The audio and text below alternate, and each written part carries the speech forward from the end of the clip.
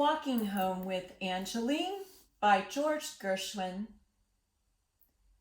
The student will be playing the secondo part, which is on the left side of the page.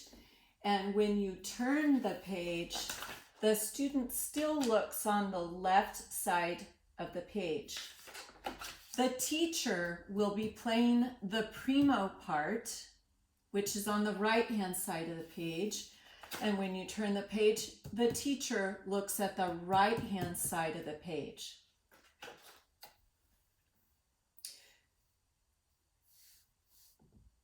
The time signature is cut time.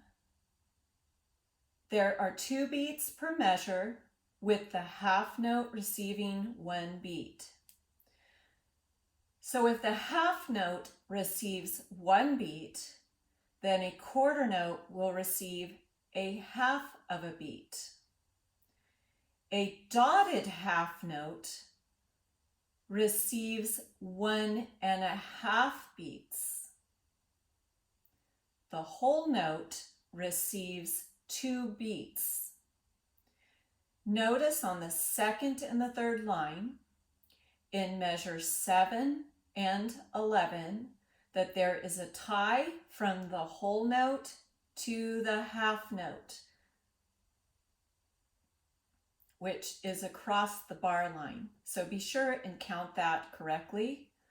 Also on the last line, in measure 15, there is a tie that goes across the bar line with 2 half notes.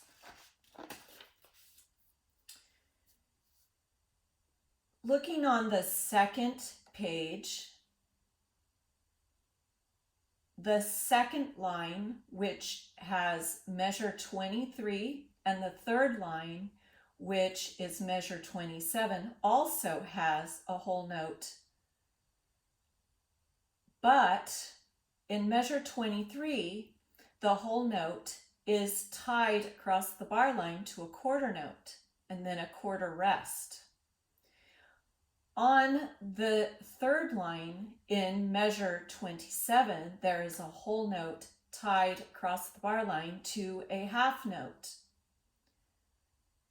On the last line in measure 35, you have a whole note tied across the bar line to a dotted half note. There is also a retard in the second to last measure. For duet purposes, I suggest that you use a metronome if you have one. Most of the keyboards do have one. And I suggest going a little slower than what the tempo that is written on the page. At the top it says andante, half note equals 72. That's a little on the fast side, so I think I'd like to take it at about 66 for the half note. So notice that this is beating for the half note. So it's 1, 2, 1, 2. Sorry, 1, 2, 1, 2. So with the quarter notes, you will have 1 and 2 and 1 and 2 and.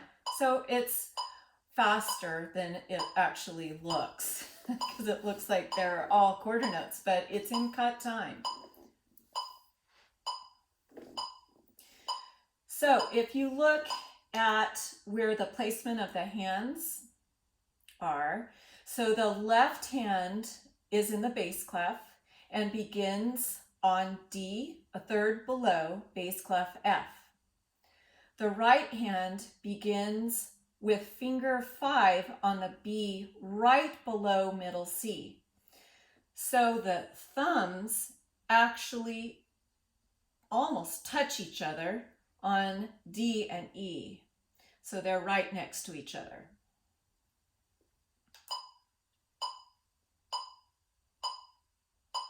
One and 2 and 1 and